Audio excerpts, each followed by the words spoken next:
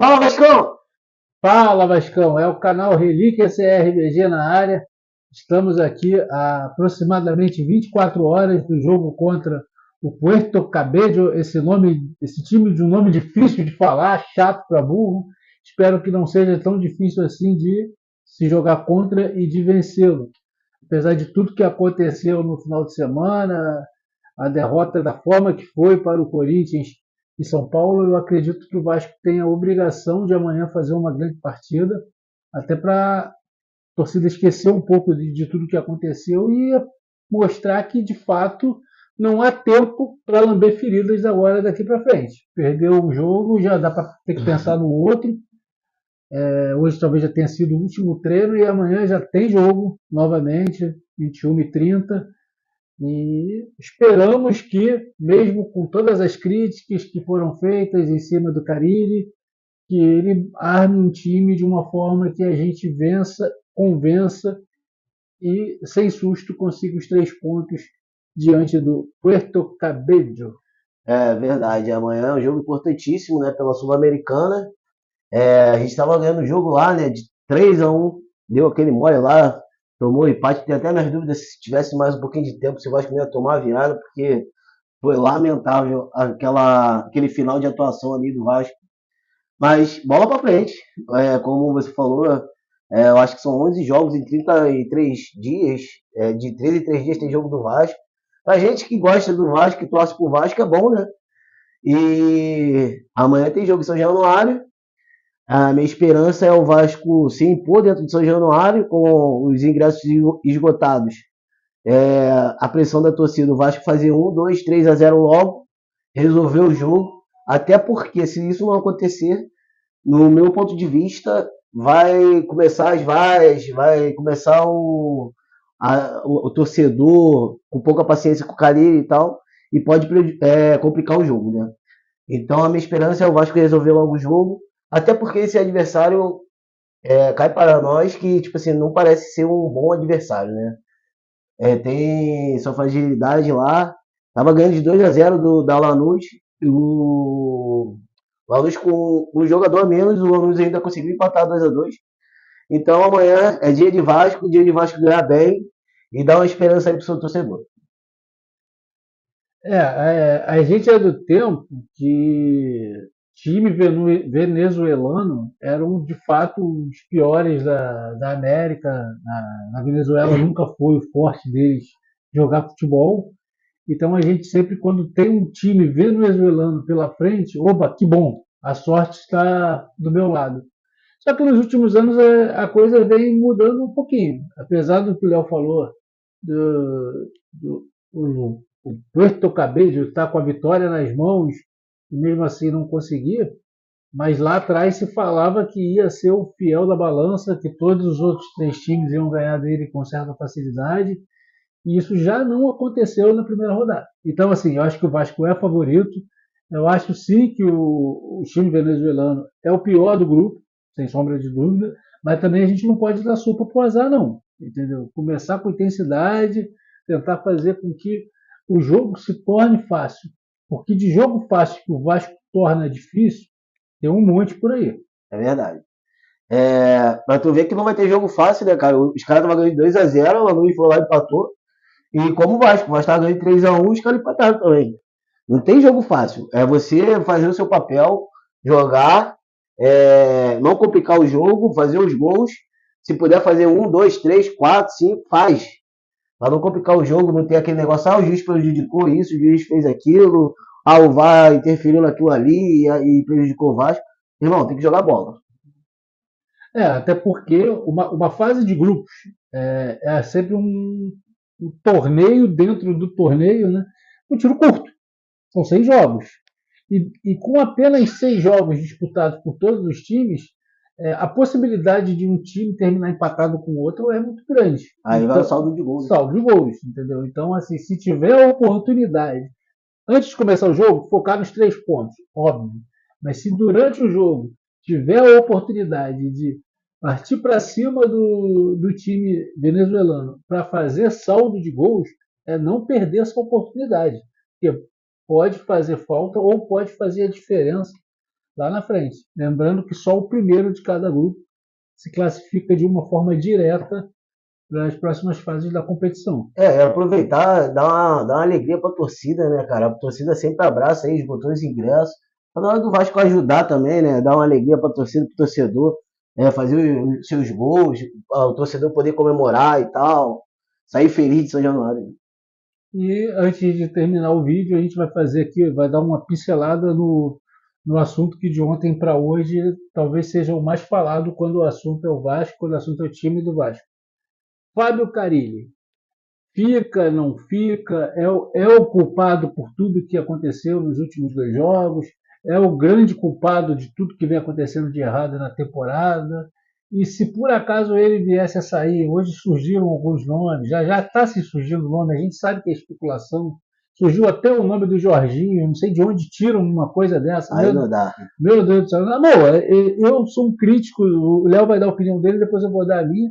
Eu sou um crítico do trabalho do Carille agora, principalmente nesses 2 últimos jogos, mas para demitir ele e trazer o Jorginho, deixa ele. É verdade. Isso é o que eu já acho e já adianto. Agora fala aí. Então, pra mim o culpado é o treinador, porque ele já tem tempo, né, no Vasco, já tá com o quê? 2 meses? Não, a gente já pode botar 3 meses. Ele Então, assumiu 6 de janeiro. 3 meses, você não vê um esquema tático, você não consegue mudar o esquema dentro da partida, é só aquele negócio de cruzar na área pro Verratti e tal. Tá muito ruim o trabalho. E pior do que está muito ruim é o cara começar a inventar, a poupar jogador num jogo importantíssimo contra o Corinthians, entendeu? Ah, mas naquela ocasião você falou que era melhor poupar, Léo, não sei o que lá. Sim, mas o que acontece é o seguinte, tipo, o Vasco tinha condições de chegar lá e ganhar. Depois que jogou, tu fica com aquele gostinho que assim, pô, por que não botou os titulares? Tinha condições de ganhar e tal. E não foi isso que aconteceu. E não dá pra entender, tipo, leva o Coutinho fica no banco, nem entra. Então era melhor nem levar o Coutinho pro banco de reserva. No final do jogo você chama Alex Teixeira pra entrar. Algumas situações que não dá pra entender, cara. Então, sobre o Carille, eu queria falar basicamente o seguinte. Eu isento o Carille de tudo que possa ter dado de errado no campeonato estadual. O cara praticamente jogou o campeonato inteiro sem ter ninguém para jogar pelos lados do campo. Ele foi ter esse jogador praticamente na última rodada da fase de grupos para depois ter contra o Flamengo na semifinal. Então, assim, eu acredito que dá para isentar ele. O time não jogou bem no Carioca, mas aquele elenco que deram para ele no Campeonato Carioca era meio difícil de fazer jogar. A eliminação para o Flamengo é uma coisa que, mal ou bem, as pessoas já meio que imaginavam que fosse acontecer. Então, assim, o Campeonato Carioca passou, ok, você não teve culpa de nada.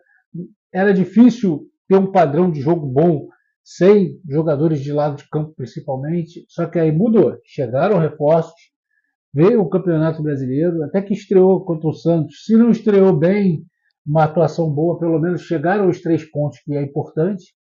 Só que aí vem 2 erros cruciais dele. O erro do jogo no Peru, que você está ganhando o jogo com 35 minutos do segundo tempo, jogando relativamente bem naquele momento do jogo, não tinha jogado bem no primeiro tempo, mas naquele momento do jogo estava jogando bem.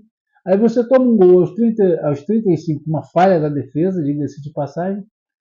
Quando você tira o Verratti naquele exato momento e coloca mais um zagueiro, o Lucas Oliveira, você traz o time do Melgar todo para o campo de defesa. Eu acho que qualquer torcedor que entende um pouquinho de futebol já imaginava o que ia acontecer naqueles 10 minutos finais. E tem uma ressalta aí sobre o Carille. Os trabalhos deles tipo sempre boa defesa, não toma gol, que não sei o que lá. Cara, e no Vasco não tá conseguindo. No Vasco, se você for colocar aí, nos últimos 3 jogos, o Vasco tomou 9 gols. Ah, foi 7, Léo. Porque o VAR lá interferiu lá e os 2 gols do Corinthians não valeu.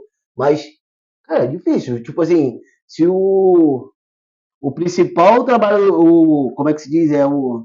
A forma de jogar dele. A forma de jogar dele, o estilo de trabalho dele não tá entrando, não tá funcionando.